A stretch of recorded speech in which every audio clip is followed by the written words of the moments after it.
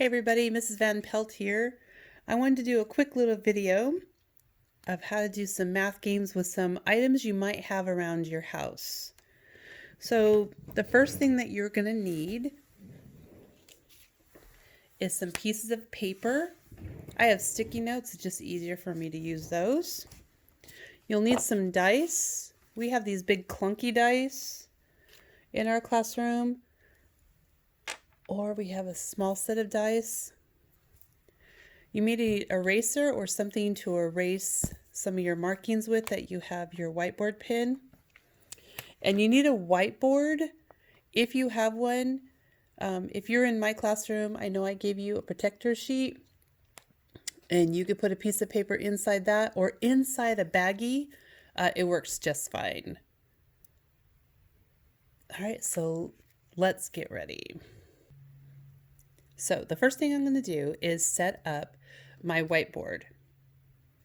And then on those pieces of paper, I put an addition sign, a plus, a subtraction sign, a minus or take away, and I put a multiplication sign, a times, or we call it groups of. Okay? And then what I'm going to do is I'm going to roll the dice. I'll show you how it goes. I like the bigger dice because they don't go too far. So my numbers are 3 and 6. So for each of these functions in math, I'm going to use a 3 and a 6. We're going to start with adding. So remember, in adding, it doesn't matter big number go first or last. It doesn't matter. So I'm going to write out my function.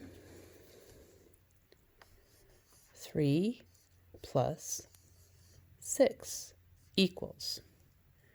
Now, it doesn't matter how you want to do it. You can just count the dots on the dice themselves to come up with your answer.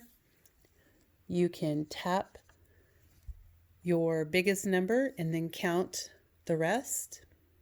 So in this function, I know 3 plus 6 equals 9. And if you're not quite sure, you can just count them. And I do remember giving you guys a number line, a multiplication sheet, and a 1 to 100 page. So use all the tools that you need to play your game. Okay, so I finished my addition. Now I'm going to use these same numbers. You don't roll again yet. You're going to use the same numbers for subtraction. But there's a difference. If I only have 3, can I give you 6? No. So when we do subtraction, the biggest number has to go first. So in this case, it's 6. So go ahead and write your 6. And we're going to subtract 3 equals.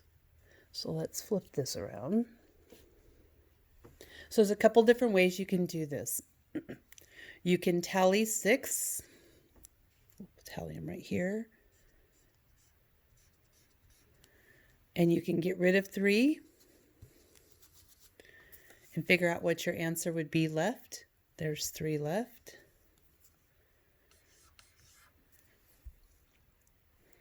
You can look here where there's 6. I can cover 3, that's my subtraction, and I see there's 3 left there. Or you can use your number line.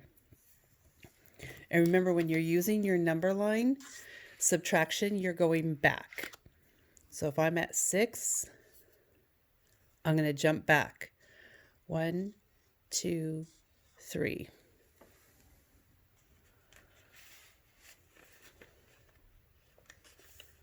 Okay. All right. That took care of our adding and subtracting. Now we're going to do groups of. Groups of is multiplication. So I did give you a multiplication chart. And there's a couple different ways we can do this. It really doesn't matter how you have it set up. You can have your fact family 6 times 3 or 3 times 6. It's up to you. I always like to have smallest number of groups and then put more in each group. So let's try that. So I'm going to have 3 groups of 6. Now, before you get out your multiplication chart, I want you to try it on your own. Let's do the picture graph like we've talked about. So how many groups am I going to have? You're right, I'm going to have 3 groups.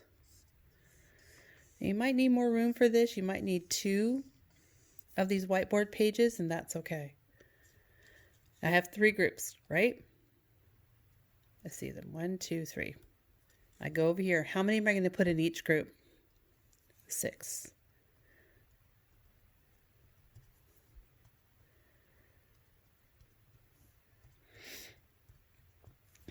Okay. So here's what I can do. I can do my best to count by 6. So I can do 6. I already know there's 6 here because it says each group has 6. That's going to be my tapping point so that I can tap the 6 and count more. 6, 7, 8, 9, 10, 11, 12. 12 is our new tapping point. So I'm not going to go back to 6. I've already counted those. So now I'm going to count 12. 12, 13, 14, 15, 16, 17, 18. Are there any more boxes to count? We counted all 3 groups, and that's our information, 18. Now let me show you on your multiplication chart. You can do it 2 different ways. It has 6 groups of 3. So you would find the 6 on the left-hand side. Go ahead and go down. Go up to the top, find the 3. Bring them down together. 18. Is that what we had? Yep, that's the number we got. Now let's try it the other way. What if I want to do 3 groups of 6, like we did on our example? Go to the 3. On the top, we're going to go over and then down and meet. It's the same. The answer is 18. So you can use all your tools to help you out with this. And I'm going to show you, so I'm going to erase this. Take a quick look. I'm going to get rid of my addition, my subtraction, and my multiplication. I'm going to still use these 2 numbers. Let me clear my board. If you don't have an eraser, you can just use a Kleenex. A baby wipe works really well, but then you have to dry it off with a paper towel. Just have that fresh board for you. Okay, here's your challenge. This is fractions. We haven't gotten into division yet, so fractions we actually like because it's parts of. So I want to know the biggest number. So what's the biggest number? It's kind of like when we do our 10 frames. The biggest number in this is going to be 6. Okay. So your biggest number up here is going to be at the bottom. It's called your denominator. It is the biggest number in our group. So we're going to put 6. Our whole group has 6 in it. So we can just do it the same as a 10 frame, but you would make an array of only how many? Of only 6. Okay, just like we do a 10 frame. So we're done with the 6.